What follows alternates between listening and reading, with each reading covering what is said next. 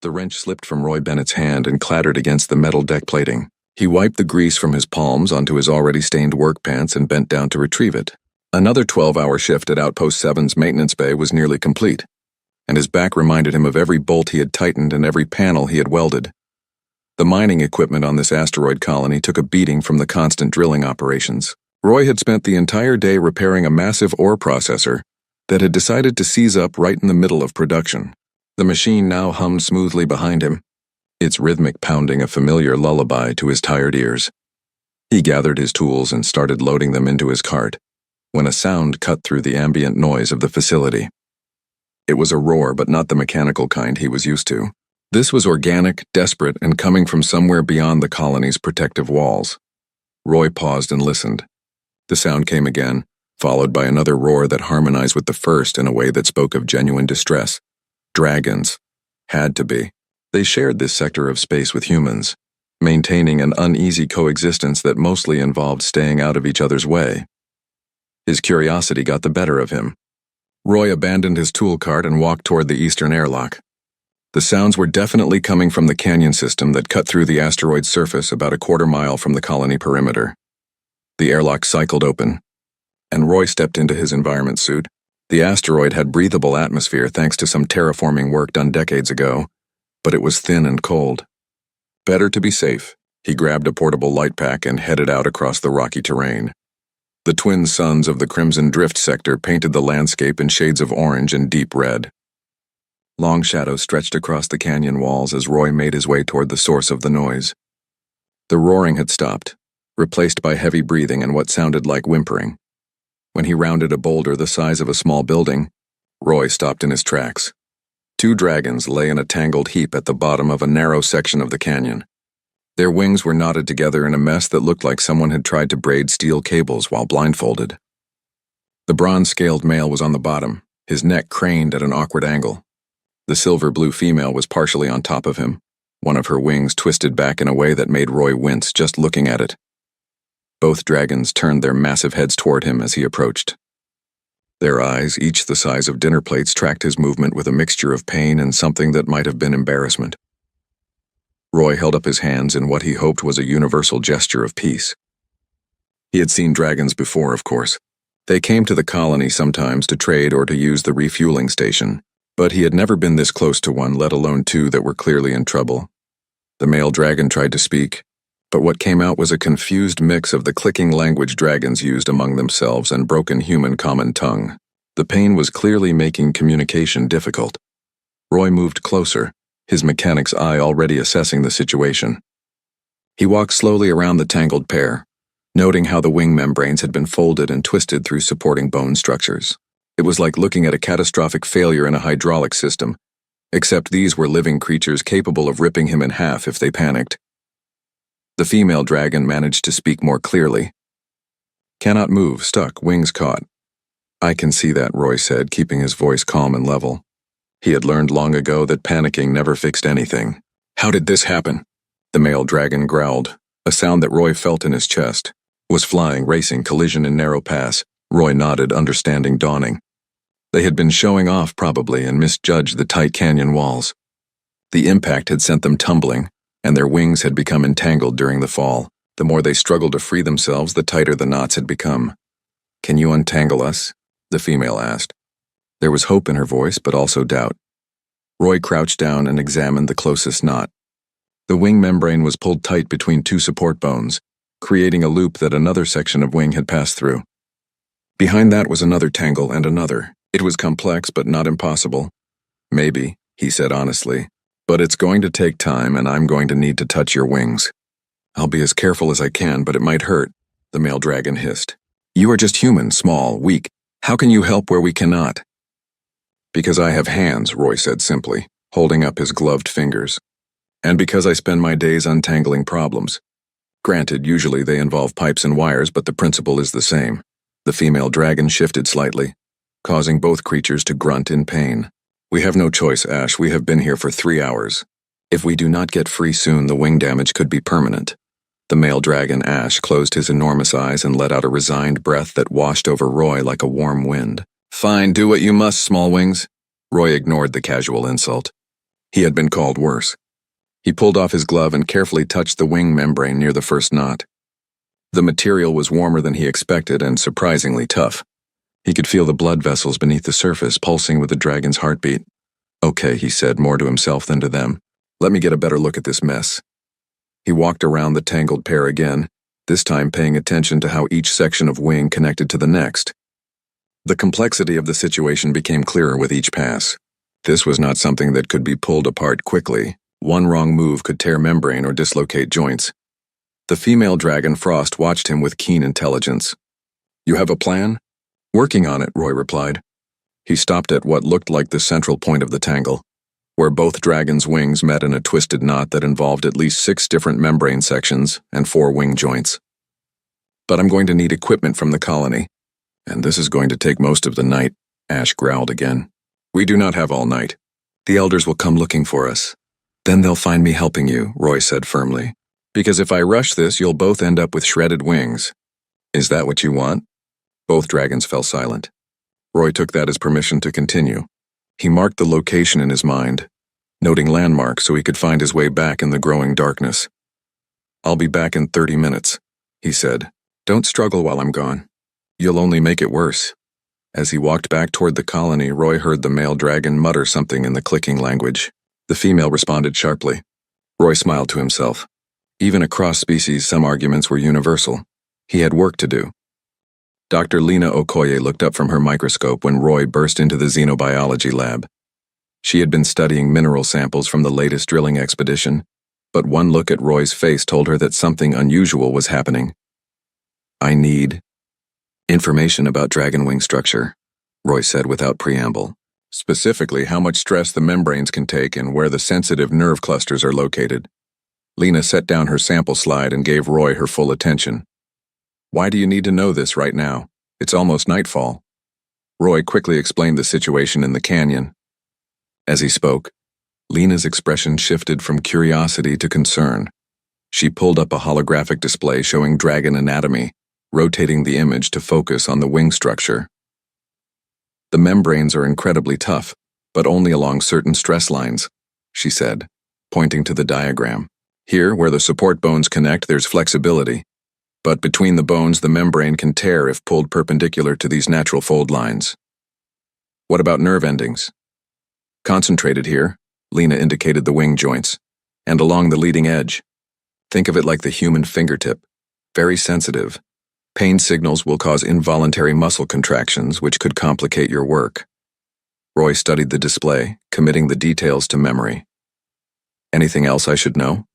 Lena hesitated. Dragon pride is not a small thing. The fact that they've accepted help from a human means they're truly desperate. But be careful. If you cause them pain, instinct might override their rational decision-making. "Noted," Roy said. He gathered information from Lena's database onto a portable display unit, then headed to the equipment storage area. The colony's supply warehouse was quiet at this hour. Roy moved through the aisles collecting what he needed. Industrial-grade lubricant that would not irritate biological tissue, soft, synthetic rope for his climbing harness, portable lights with adjustable brightness, a medical kit designed for large fauna, cutting tools, though he hoped not to use them. Captain Reeves found him loading everything onto a hover cart. The colony's security chief was a practical woman who had seen her share of strange situations, but even she looked skeptical. "I heard you're planning to climb on top of 2 entangled dragons," she said. "In the dark, alone." "That's the idea," Roy confirmed, checking his equipment list one more time. "That's either very brave or very stupid." "Probably both," Roy admitted. "But if I don't help them, they could lose the use of their wings. Would you want that on your conscience?" Reeves sighed. "No, but I'm sending a security team to observe from a distance. If this goes wrong, we need to know what happened." Roy nodded. He did not argue. Reeves was right to be cautious. He finished loading his cart and headed back to the airlock. The canyon was dark by the time he returned.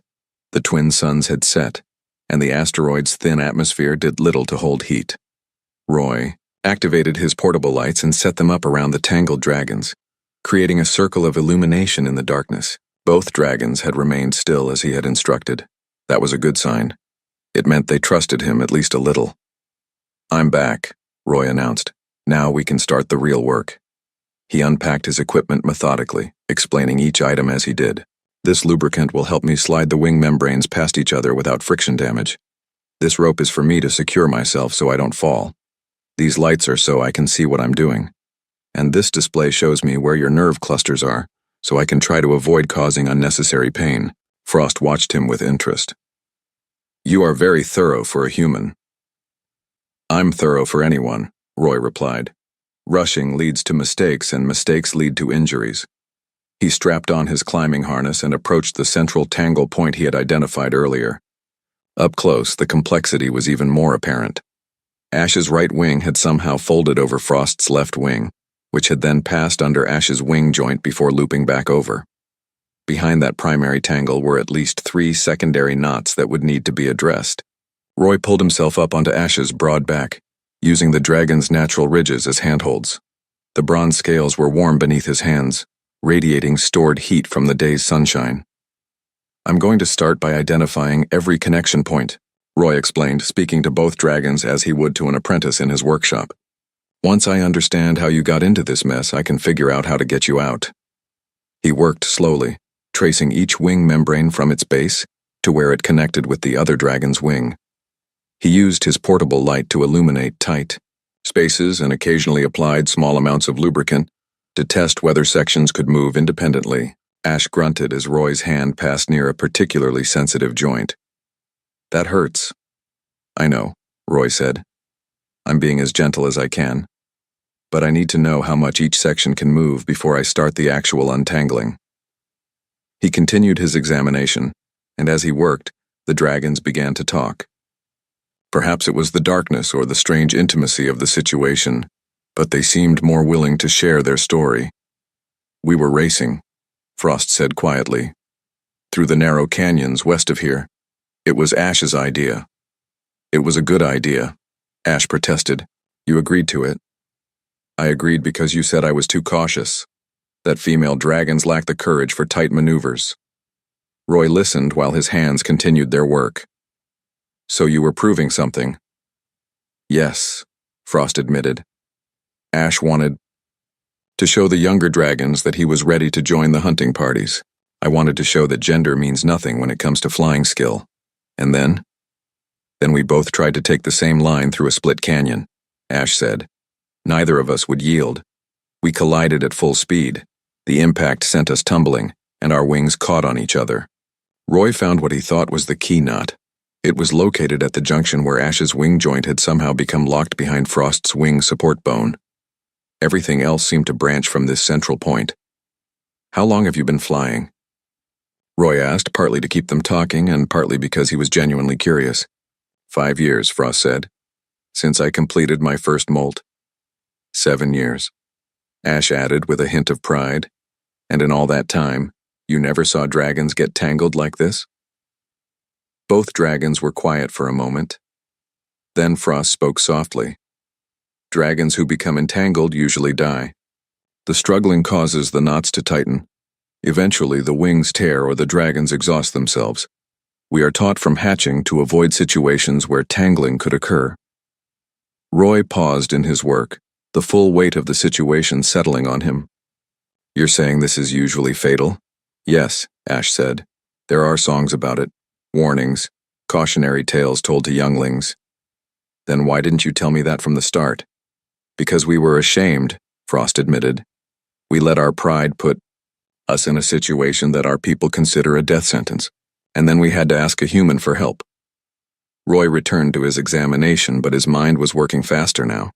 If dragons considered untangling impossible, it was probably because their claws and great strength made the delicate work unfeasible. They could not help but apply too much force, tightening knots instead of loosening them. But human hands were different. Smaller, more precise, capable of subtle movements that dragon claws could never achieve. He finished his survey of the tangle and sat back on Ash's shoulder blade. The bronze dragon turned his head to look at Roy with one enormous eye. "Can you free us?" Ash asked. The earlier arrogance was gone, replaced by simple fear. Roy met the dragon's gaze. "Yes, but it's going to take hours. And there will be moments when I have to cause pain to prevent permanent damage. You're both going to have to trust me completely. We do, Frost said from beneath Ash. We have no choice. Choice or not, I need you to understand something, Roy said firmly. Once I start the actual untangling sequence, you cannot struggle. If you fight me, even reflexively, someone could get seriously hurt. Probably me, but also possibly you. Can you do that? Both dragons gave their agreement. Roy climbed down from Ash's back and retrieved his display unit. He made notes and sketches, mapping out the sequence of releases that would need to happen. It was like planning a complex mechanical disassembly, except the parts were alive and capable of feeling pain. He looked up at the dark sky where stars were beginning to emerge. This was going to be a long night. All right, he said, securing his harness and preparing his tools. Let's begin. 3 hours into the work, Roy's fingers were cramping and his back ached from the awkward positions required to reach certain knots. The night had turned cold, and even through his environment suit, he could feel the chill seeping into his bones. He had successfully loosened 2 of the secondary tangles, but the primary knot remained locked tight. Every time he thought he understood how to approach it, he discovered another complication. A membrane folded back on itself. A joint twisted at an angle that seemed anatomically impossible. Captain Reeves had arrived an hour ago with her security team. They maintained a respectful distance, watching through night vision equipment. Their presence was a reminder that if something went wrong, help was available. Though Roy was not sure what help could accomplish if a panicking dragon decided to thrash. Tell me about the Elder Council, Roy said, trying to keep the dragons engaged. He had learned that conversation helped them stay calm, and gave him something to focus on besides his tired muscles. Frost shifted slightly, causing the tangle to creak ominously.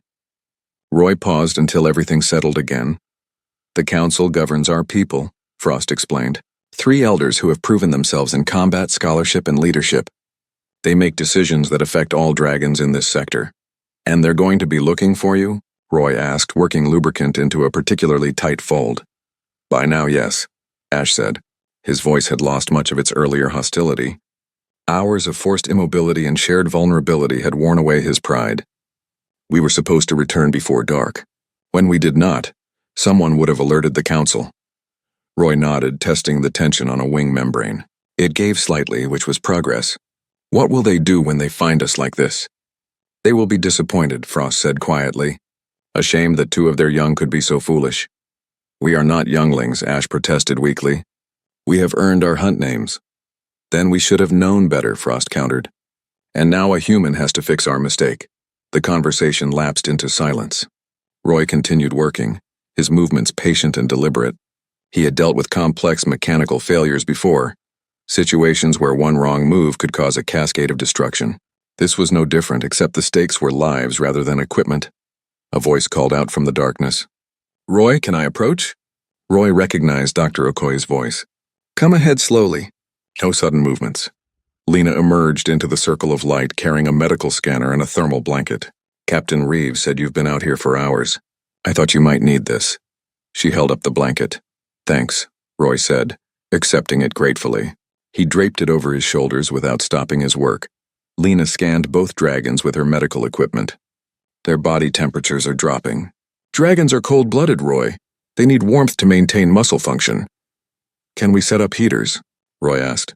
Already being arranged, Lena confirmed. Within minutes, 3 portable heating units were positioned around the tangled dragons, their infrared elements casting a ruddy glow across the scene. The warmth helped. Roy could feel Ash's muscles relaxing beneath him, making the wing membranes easier to manipulate. He returned to the central knot with renewed determination. This is going to hurt, he warned, positioning his hands on either side of Ash's wing joint. I need to apply pressure here to create space for Frost's wing to slide free. It will feel like I am trying to dislocate your joint, but I promise I am not. The anatomy chart shows there is a 2-inch range of motion that will not cause damage. Do it, Ash said through gritted teeth. Roy pushed, feeling the joint resist, and then gradually yield. Ash roared, the sound echoing off the canyon walls.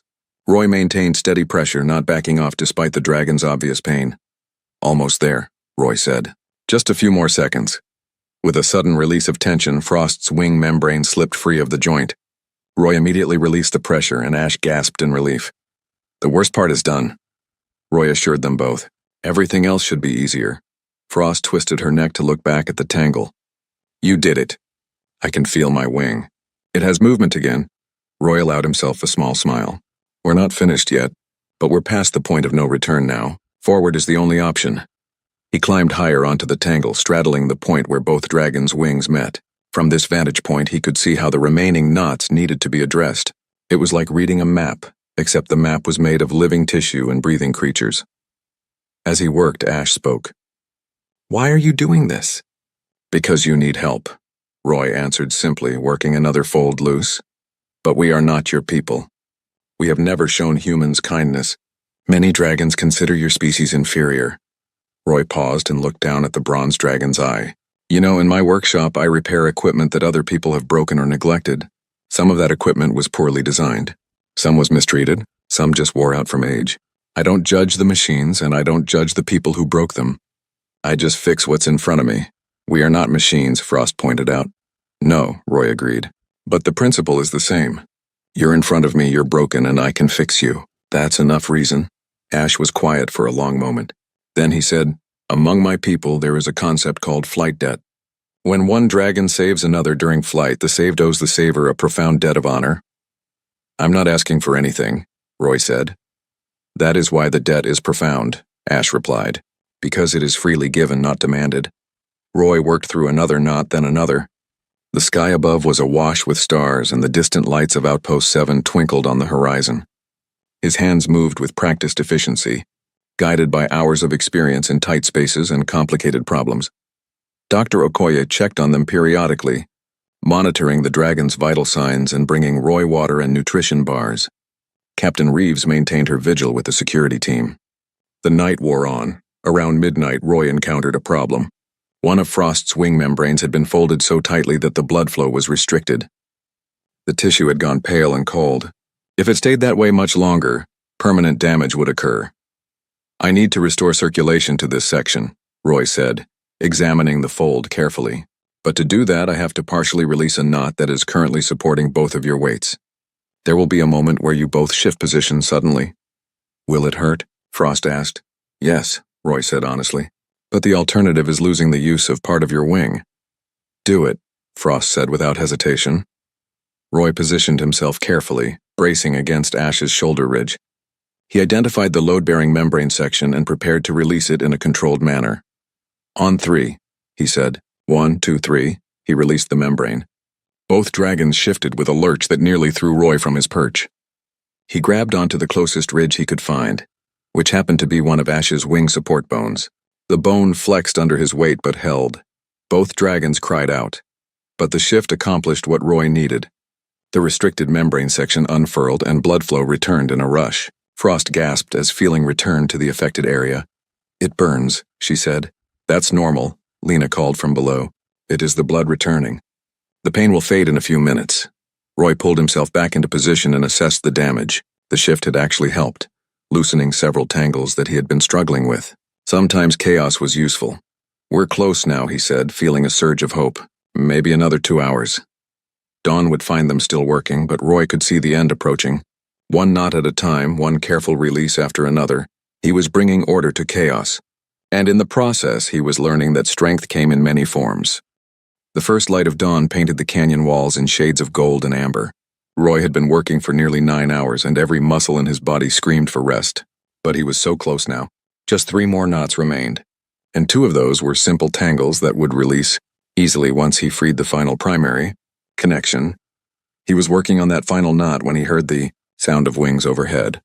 4 dragons descended into the canyon, their massive forms blocking out the rising sun. They landed with ground-shaking impacts, surrounding the scene with expressions that Roy could not read. 3 of them were clearly ancient. Their scales bore the scars of long lives, and their eyes held the weight of years. The 4th was younger, perhaps a messenger or attendant. Captain Reeves and her security team immediately went on alert. Weapons ready but not raised. Dr. Okoye stepped forward, her hands visible and empty. The largest of the ancient dragons, a female with smoke-gray scales, spoke in a voice that resonated through the canyon. We are the Elder Council. We have come for our lost young. Ash tried to raise his head. Elder Smoke, we can explain. Silence, commanded a scarred male dragon with crimson scales that looked almost black in places. You have shamed yourselves and your families. We will separate you by force if necessary. Roy continued working on the knot, not looking up. I would not recommend that. The crimson dragon's attention snapped to Roy. You dare address the council, human? I dare to tell you the truth, Roy said calmly, his fingers still moving through the careful sequence of releases he had planned. These two are within minutes of being completely freed. If you force them apart now, you will tear wing membranes that have taken me all night to preserve. Elder Smoke moved closer, studying the situation with keen intelligence. You have been working to untangle them? All through the night? Yes, Roy confirmed. And I am almost finished, so if you could wait just a few more minutes, that would be helpful. The third elder, a smaller dragon with pale scales almost white in color, made a sound of surprise. Untangling is not possible. It has never been done. With respect, Elder, Roy said, finally looking up to meet the ancient dragon's gaze. I have spent the last 9 hours proving that wrong. Now please let me finish before my hands stop working entirely. Elder Crimson growled, a sound that made Roy's teeth vibrate. You speak to your betters with insolence. I speak to anyone with honesty, Roy replied. And right now, honestly, you are in my way and making this harder. Frost spoke up from beneath Ash. Elders, please. Roy speaks truth. He has worked through the night without rest. He has caused us pain when necessary to prevent permanent injury. He has shown more patience and skill than we deserve. Elder Smoke studied Roy for a long moment. Then she stepped back. Continue your work, human. We will observe. Roy nodded his thanks and returned his attention to the knot. The final release point was tricky. It required him to fold one section of membrane back, while simultaneously sliding another section forward. His hands were shaking with exhaustion, which made precision difficult. He took a deep breath and steadied himself. This was just another repair, just another problem to solve. His fingers found the right grip. He applied pressure in the correct direction. The membrane began to slide. Then a gust of wind came roaring down the canyon, strong enough to buffet the dragons and send loose rocks skittering across the ground. Roy felt his balance shift. His foot slipped on Ash's scales. He fell. The world spun. Roy's training kicked in, and he twisted in midair, trying to angle himself away from the sharp rocks below. He was going to land badly. This was going to hurt. Ash's head snapped around with impossible speed. The bronze dragon's jaws opened and closed around Roy's torso, catching him in midair. The teeth, each as long as Roy's forearm, did not pierce his suit. Ash held him gently the way a mother dog carries a puppy. For a moment, everyone froze. Then Ash carefully lowered Roy to the ground and released him. Are you injured? The dragon asked, concern evident in his voice. Roy checked himself quickly, bruised probably, but nothing broken. Thank you. It is I who should thank you, Ash said quietly. You were falling because you were trying to save us. Roy climbed back onto the dragon's back, ignoring his protesting muscles. The job is not done yet. Now hold still. I know exactly where I was in the sequence.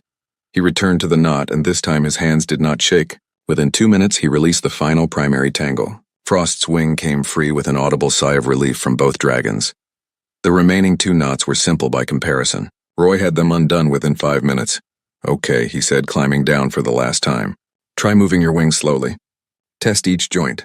Tell me if anything feels wrong. Both dragons carefully extended their wings. The membranes unfurled like vast sails catching the morning light. They flexed and adjusted, testing range of motion. It feels perfect, Frost said, wonder in her voice. No pain, full movement. Ash spread his wings wide, then folded them back. Incredible. I thought I would never fly again. Roy swayed on his feet, exhaustion finally catching up with him. Dr. Okoye was at his side immediately, supporting his arm. Elder Smoke approached Roy, her massive head lowering to his eye level. You have done something we believed impossible. You have saved 2 lives that were forfeit by our own laws and understanding. Roy met her gaze tiredly. I just did what needed doing. No, Elder Smoke said firmly. You did what we could not. Our claws are too large, our strength too great. We would have torn them apart trying to save them. But your small hands accomplished what Dragonmight could not. Elder Crimson moved closer, and Roy noticed the ancient dragon's expression had changed. The hostility was gone, replaced by something that looked like respect. Human, Elder Crimson said, and his voice was no longer dismissive. What is your name? Roy Bennett. Roy Bennett, the elder repeated. You have demonstrated something today, something we must consider carefully. The pale elder whisper spoke for the first time. In our traditions, we honor 3 forms of strength. The strength of claw and fire, the strength of honor and courage, and the strength of wisdom and knowledge. We have always believed humans lack the first. They do, Roy said with a tired smile. I would not last 5 seconds in physical combat with any of you.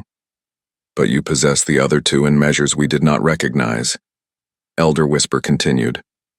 And you possess a 4th strength, the strength of small hands that can accomplish delicate work, the strength of patience that outlasts the night, the strength of skills we do not have.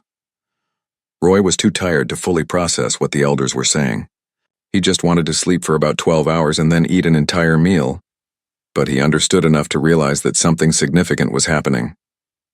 The dragons were looking at him differently, not with condescension or dismissal, but with something approaching respect. Elder Smoke straightened to her full height. Roy Bennett, the Elder Council, will speak among ourselves. Return to your colony and rest. You have earned that much. Roy nodded, allowing Dr. Okoye to guide him back toward Outpost 7. Behind him, he heard Ash and Frost speaking quietly with the elders, explaining what had happened through the long night. Captain Reeves walked beside him. That was either the bravest or the stupidest thing I have ever seen. You said that last night too, Roy pointed out. It bears repeating, Reeves said. But for what it is worth, I think you just changed something important. Did you see how those elders looked at you at the end? Roy had seen it, but he was too tired to think about what it meant. He would find out soon enough. Roy slept for 14 hours straight. When he finally woke, his entire body felt like one giant bruise. Every movement reminded him of the night spent climbing on dragon scales and working in impossible positions. He was lying in the colony's medical center. Dr. Okoye sat in a chair nearby, reading from a data tablet. She looked up when she heard him stir.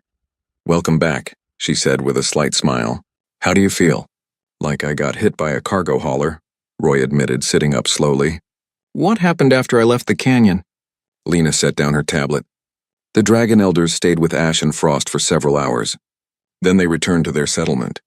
About 4 hours ago, we received a message. The Elder Council requests your presence at their council chamber. Roy blinked. Requests? That is what the message said. They have never invited a human to their council chamber before. Governor Park is quite nervous about it. Roy found his clothes, cleaned and folded on a nearby chair. His body protested as he dressed, but he managed. When do they want me there? This evening, just before sunset. A dragon escort will arrive to transport you. The rest of the day passed in a blur of preparation. Governor Park insisted on briefing Roy about diplomatic protocols, most of which involved not offending the dragons. Captain Reeves wanted to send a security detail, but Roy declined. If the dragons wanted to harm him, a few armed humans would not make a difference. As the sun began its descent toward the horizon, Roy stood at the colony's landing pad. He wore his cleanest work clothes, which still bore a few permanent grease stains. He had considered wearing something more formal, but that seemed dishonest. The dragons were inviting Roy Bennett the mechanic, not some dressed-up pretender. Ash and Frost arrived together, gliding in for a synchronized landing that showed off their fully restored wing function. Both dragons looked healthy and energetic, completely recovered from their ordeal. Roy, Ash greeted him with a dip of his head. We are honored to escort you to the council chamber. I can walk, Roy said. It is not that far to the dragon settlement. Frost shook her head. The council chamber is not in our settlement. It is located in the high peaks where the air is thin and the climb is treacherous for humans. We will carry you. Roy had never ridden a dragon before. He was not entirely sure he wanted to start now, but he recognized the gesture for what it was, an offer of respect and assistance. Ash lowered himself to the ground. Climb onto my back just behind my shoulder ridges. Hold on to the ridge marked with silver bands. That is the passenger grip. Roy climbed aboard, settling into position. The scales were warm beneath him, and he could feel the powerful muscles moving as Ash stood. Ready? Ash asked. Before Roy could answer, both dragons launched themselves into the air. Roy's stomach lurched as the ground fell away. The wind tore at his clothes, and he gripped the silver-banded ridge with all his strength. Flying was nothing like he had imagined. It was faster, more violent, and more thrilling than any simulation or description had prepared him for. The world spread out below them, and Roy saw the asteroid's geography in a way he never had before. They flew for nearly 30 minutes, climbing higher into the mountainous regions that dominated the asteroid's northern hemisphere. Finally, they descended toward a plateau where several dragons were already gathered. The council chamber was a natural amphitheater formed by curved stone walls. Ancient carvings decorated the rock faces depicting dragons in flight and battle. At the center of the space stood 3 raised platforms where the elders sat. Ash landed gently and allowed Roy to climb down. "We will remain here as witnesses," he said quietly. "You have nothing to fear." Roy walked toward the center of the chamber. Dragons lined the upper edges of the amphitheater, watching in silence. There had to be at least 50 of them, ranging from juveniles to ancient adults. Elder Smoke spoke first. "Roy Bennett, you stand before the Dragon Council, which has not convened for a human in our recorded history. You have been brought here because you have presented us with a question that requires answer."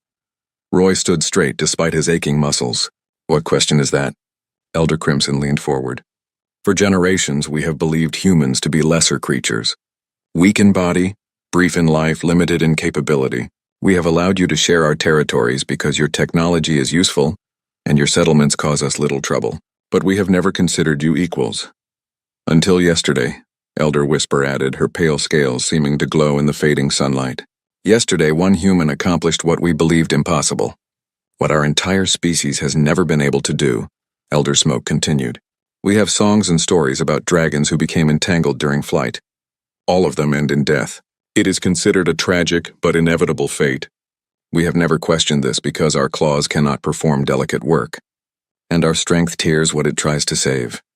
Roy listened carefully, beginning to understand where this was going. "But you freed them," Elder Crimson said. "Working through the night, you accomplished a task that dragon culture considers impossible. This forces us to reconsider our assumptions. Among our people," Elder Whisper explained, "strength is measured by 3 pillars: the strength of combat, the strength of honor, and the strength of wisdom. We have always believed humans lack the first pillar." "We do," Roy said plainly. "You could tear me apart without effort. Yet you have demonstrated all 3 pillars," Elder Smoke said. "You showed physical strength, not of claw and fire, but of endurance and precision.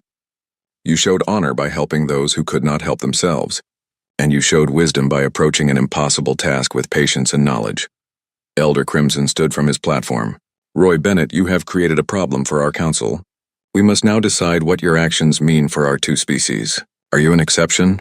One unusual human with unique skills? Or do humans possess strengths that we have been too blind to see?" Governor Park's voice crackled over Roy's communicator. "Roy, I am monitoring this transmission. Be very careful what you say next." But Roy did not need to be careful. He just needed to be honest. "I am not special," Roy said clearly. "Any decent mechanic could have done what I did. Maybe not exactly the same way, but they would have found a solution. Humans are good at solving problems that require patience and precision. We have to be, because we lack your physical advantages." "So you claim this is a common human trait?" Elder Whisper asked. "Common enough," Roy confirmed. "We build tools because our hands are weak. We develop techniques because our strength is limited. We work together because individually we are vulnerable. Everything about human society is built around compensating for our physical limitations." Ash spoke up from where he stood at the chamber's edge. "If I may address the council, I witnessed Roy's work firsthand. He did not merely untangle our wings. He explained every action. He showed patience when we were difficult. He caused us pain when necessary but warned us first. He treated us with respect even though we had shown him none." Frost added her voice.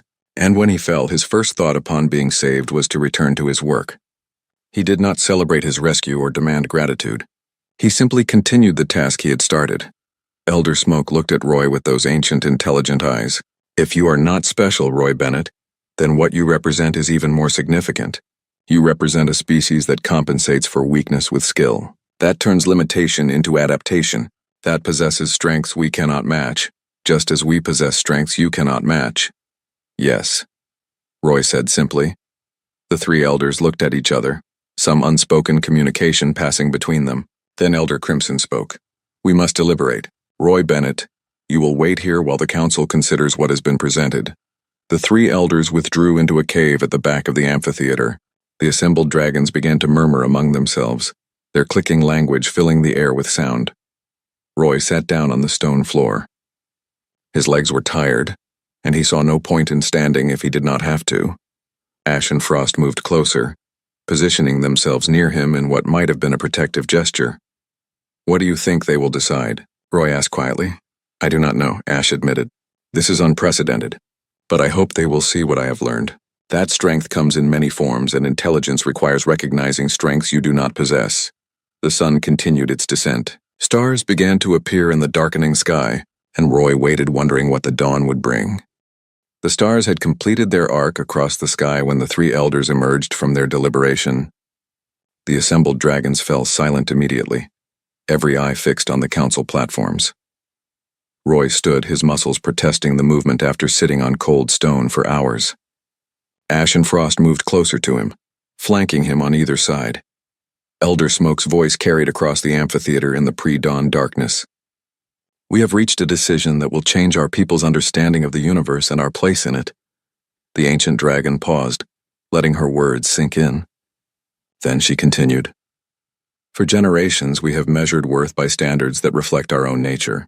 We honor the strength of claw because we have claws. We honor the strength of fire because we breathe fire. We honor the strength of flight because we fly. In doing so, we have been blind to strengths that take different forms." Elder Whisper spoke next.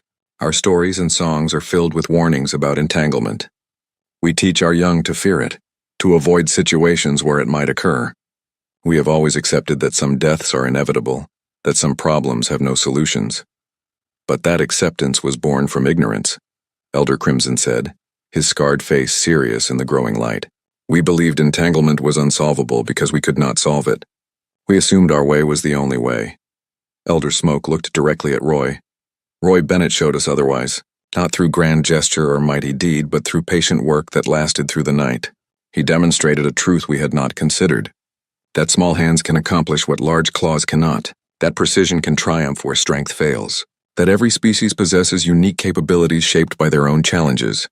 The elder turned to address the assembled dragons. "From this day forward, the dragon people will recognize what we now call untangling wisdom. This is the strength of seeing problems from new angles. The strength of patience over power. The strength of precise action over overwhelming force. It is a strength humans possess in measures we do not." A murmur ran through the gathered dragons. Some seemed confused, others thoughtful. But Roy saw understanding dawning on many faces. Elder Whisper continued the pronouncement. "Our teaching stories will be amended. The tale of the untangled ones will be added to our oral history. Future generations will learn that entanglement is not a death sentence, but a problem requiring help from those with different capabilities." Elder Crimson stood from his platform, and now the council must acknowledge what has occurred. Roy Bennett approached. Roy walked forward, his heart beating faster. He had no idea what was about to happen. The massive scarred dragon descended from his platform until he stood directly before Roy. Then, slowly and deliberately, Elder Crimson lowered his head until his forehead nearly touched the ground. It was the bow of equal recognition, a gesture Roy had seen dragons give only to other dragons of high status. "Roy Bennett," Elder Crimson said, his voice formal but genuine, "you have shown strength that I did not know existed. I was wrong to dismiss your people as inferior. I bow to the untangling wisdom you possess." Elder Whisper followed, her pale scales catching the first rays of dawn as she too bowed. "I bow to the patience that sees solutions in impossibility." Elder Smoke was last. "I bow to the skill of small hands that can heal what great claws would tear." Roy stood frozen, overwhelmed by the gesture. These were ancient beings, powerful and proud, acknowledging him as an equal. Then something even more extraordinary happened. Ash and Frost bowed.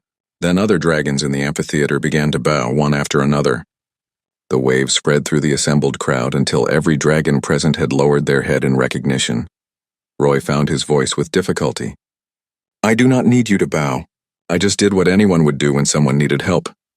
"That is precisely why we bow," Elder Smoke said, raising her head. "Because you acted without thought of recognition or reward. Because you treated an impossible task as simply another problem to solve.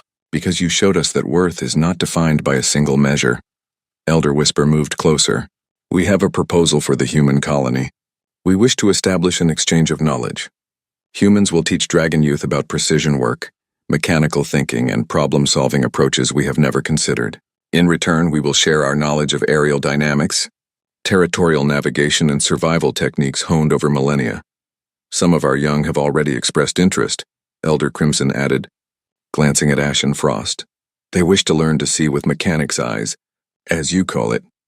Roy looked at the two dragons who had started all of this with their foolish race. Both watched him with expressions that might have been hope. I am just one mechanic, Roy said. Teaching would take time away from my regular work. Then we will negotiate with your colony's leadership, Elder Smoke said. Perhaps other humans have skills to share. Perhaps this exchange can grow beyond one teacher and a few students. Ash stepped forward. Roy, you once said you fix what is in front of you. We are asking you to fix something larger. The broken understanding between our peoples. Not alone, but as the first step, Roy considered this. He thought about returning to his workshop, to the familiar routine of repairing mining equipment and maintaining colony systems. It would be easier, certainly. Less complicated, but he also thought about the long night in the canyon. About two young dragons who had learned to see humans differently. About ancient elders who had challenged their own assumptions. About the possibility that this small moment might ripple outward into something larger.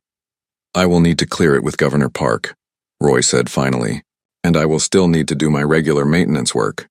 But if we can arrange it, I am willing to teach what I know. Frost made a sound that might have been a dragon's version of a laugh. We learned patience from you already. We can wait while you maintain your machines. The sun broke over the horizon, painting the amphitheater in gold and crimson light. The assembled dragons began to disperse, talking among themselves in their clicking language.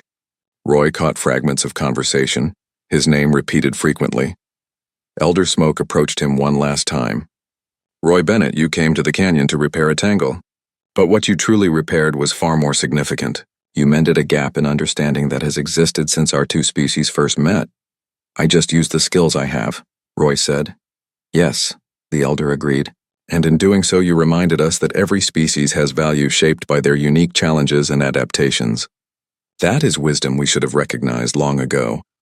Ash and Frost escorted Roy back to the colony, flying through the morning air with easy grace. As they descended toward the landing pad, Roy could see Governor Park waiting with what looked like the entire colony leadership. This was going to require explanations. Probably meetings. Definitely paperwork. But as Roy climbed down from Ash's back and felt the solid ground beneath his feet, he felt satisfied. Not because of the recognition or the bowing or the historical significance everyone would surely want to discuss, but because he had solved a problem that needed solving. The rest, whatever it became, would unfold as it would. Thank you for the flight, Roy said to both dragons. Thank you for everything, Frost replied. We will return tomorrow to begin learning if your governor approves. Bring your patience, Roy advised. Mechanical thinking is not learned quickly. Ash laughed, a rumbling sound that shook the ground. We have time, Roy Bennett, and we have learned from you that some things are worth the slow approach. As the two dragons launched back into the sky, Roy turned to face Governor Park and the inevitable questions. But before the governor could speak, Roy held up a hand. Let me get some breakfast first, he said. Then I will explain everything. And trust me, you are going to want to sit down for this. Captain Reeves was grinning. You did it again, Roy. Either the bravest or the stupidest thing possible. Still not sure which, Roy admitted. Dr. Okoye handed him a nutrition bar. How about both? Brave enough to try, and just stupid enough not to overthink it. Roy took a bite of the bar and looked back at the sky where Ash and Frost had disappeared. In the distance he could see more dragons flying, their scales catching the morning light. A new day had begun, and with it, a new understanding between species that had lived as neighbors but never truly seen each other. All because a mechanic had treated an impossible problem as just another repair job. Roy finished his nutrition bar and headed toward the administration building. He had reports to file, schedules to adjust, and apparently, a teaching curriculum to develop. Just another day's work, really. In his workshop later that afternoon, Roy returned to the ore processor that still needed fine-tuning. The familiar smell of lubricant and metal welcomed him back. His tools hung in their proper places on the wall, each one exactly where it should be. He had just started his diagnostic when he heard voices outside. Young dragon voices speaking in hesitant human common tongue. Is this the building where Roy Bennett works? Roy smiled and set down his scanner. Teaching, it seemed, would begin sooner than expected. He walked to the workshop door and opened it to find 5 juvenile dragons, waiting somewhat nervously outside. They ranged in color from deep green to bright copper, and all of them looked at him with curiosity and respect. I am Roy Bennett, he said. You are here to learn about mechanical thinking? The green dragon nodded. If you will teach us. Elder Smoke said we should bring patience and empty minds ready to be filled with new understanding. Good advice, Roy said. He gestured to his workshop. Unfortunately, the ceiling is a bit low for full-grown dragons, but we can work in the maintenance bay. It is large enough for everyone.